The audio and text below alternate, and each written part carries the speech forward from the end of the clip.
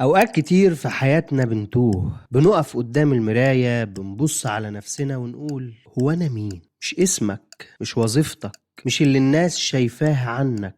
أنت مين بجد؟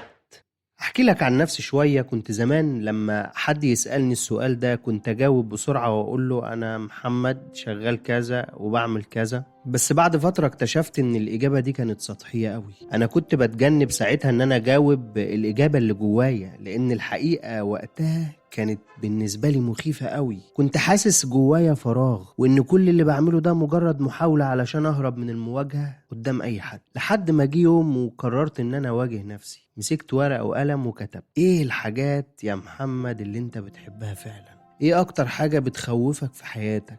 وانا بكتب كده اكتشفت حاجات غريبة قوي عن نفسي. اكتشفت ان في حاجات كتير كنت بعملها علشان ارضي الناس، مش علشان انا فعلا عايزها. اكتشفت ان في حاجات كتير انا بخاف منها مش لانها صعبة، لا، علشان انا كنت خايف ان انا افشل. عارف ايه اصعب حاجة في الرحلة دي؟